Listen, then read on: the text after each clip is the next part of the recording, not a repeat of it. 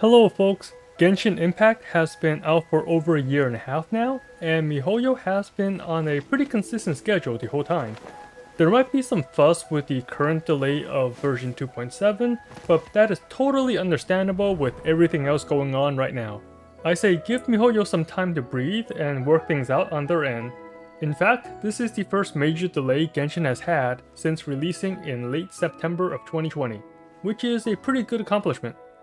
Think about it this way, Genshin has an update every couple weeks, and only now are we experiencing a major delay. Many other developers and publishers have way more issues during the first 2 years of a game's release. But instead of dwelling on this delay, let's take some time to see some of the best changes Genshin has made since release, and what we can improve as well. Compared to the initial release version of the game, Genshin has a bunch of quality of life features that makes it smoother and more enjoyable to play, such as the hotkey to go to the party swap screen, being able to fast forward 2 days instead of 1, getting a bestiary to see all of Timmy's friends you killed, and many other minor changes. But I'm not here to talk about those, I want to focus on the bigger changes. The first major change I want to spotlight are about artifacts. We know this is the RNG endgame of Genshin, trying to farm that elusive artifact with the perfect rolls and the right substats. We know it's never gonna happen, but we can always hope. And after farming countless domains, you eventually get a message saying you cannot carry any more artifacts. Right now, the artifact capacity is 1500, but did you know that it was maxed at 1000 just not too long ago? We got an extra 50% bump in inventory space, which was really nice. But it still doesn't seem like enough nowadays, especially with new artifact sets coming out. We dump all the useless artifacts into the EXP grinder and feed them into the ones that might have potential. In addition to just normally dumping them as EXP, we also get a feature to craft some artifact sets. This crafting feature allowed us to get more Wanderers and Gladiator set, which is not farmable in any domain. It was a nice way to get them without forcing us to do world boss or weekly bosses, which also saves some resin. But in addition to those two sets, we were also able to craft the Noblesse and Bloodstain set, which are from a domain. I was expecting them to add more sets into the craftable pool, but we haven't seen any since this feature was added. That's one of the changes I want. Imagine how nice it would be if we can reroll our bad artifacts into sets that we actually want. It would save so much time, resin, and keep you from maxing the inventory. Really hope MiHoYo adds more crafting options in the future.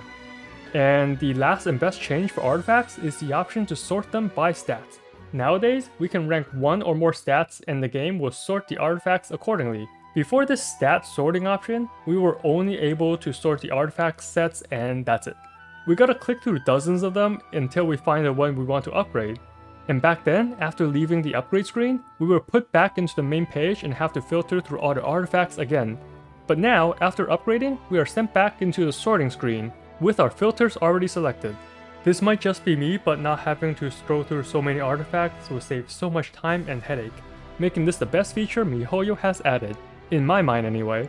One feature that many players have suggested is to be able to save artifact sets or loadouts. This makes it much easier to switch entire teams and not need to waste several minutes changing their gear each time. Another wanted feature is the ability to re-roll substats or being able to choose specific stats. That is a great idea to reduce the farming requirements, but I think to balance that, we will need a semi-limited consumable as material to get the substat we want. Maybe add this consumable as a reward when doing weekly bosses.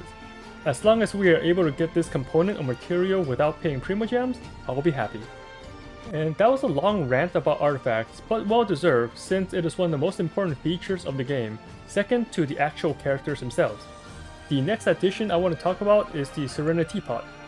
Yes, it's not actually working right now and we cannot remodel and change the layout, but it is still a great place to get extra materials each week with the realm currency. The Mora, EXP books, and extra resin does help. And along with these bonus materials are other goodies that come with building the teapot.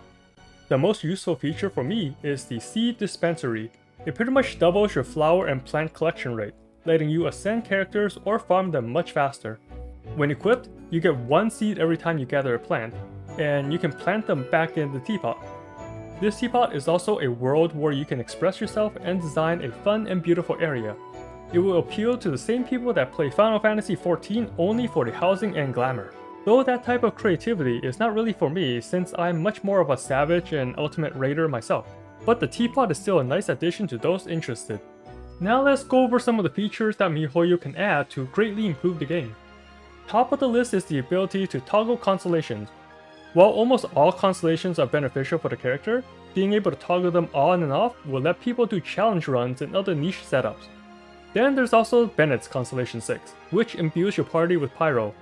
While this is great for some very specific team comps, it also ruins the synergy for a lot of others. Most players will not willingly want to activate his Constellation 6, but it is annoying to see that red exclamation point every time. And being able to toggle his constellations on and off will help those that accidentally already use Bennett's Constellation 6 without knowing the downfalls. Another useful feature we want is the ability to skip dialogue. I know the developers want us to see their hard work, but there's a decent percentage of players that don't care about the story and wants to go straight to the action. During some events, the dialogue and story consumes the majority of gameplay. Then there's players like me with multiple accounts. Yeah, I don't mind listening and reading through the story events once, but I would love to skip them on my second and third playthroughs, kinda like how you can skip already seen text in visual novels.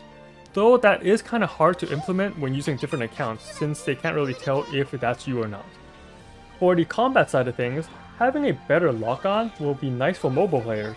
Archers and casters already have auto-targeting, but adding that for melee characters will also help.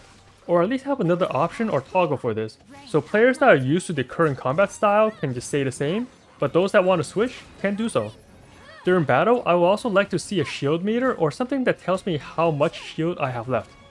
I don't need full details like the exact amount of health in numbers, but an estimate meter or a percentage will be nice.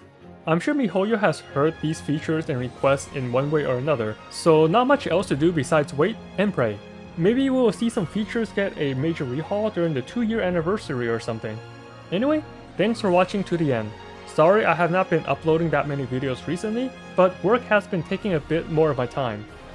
Hope to get back to a more frequent schedule, and as always, have fun out there, traveler.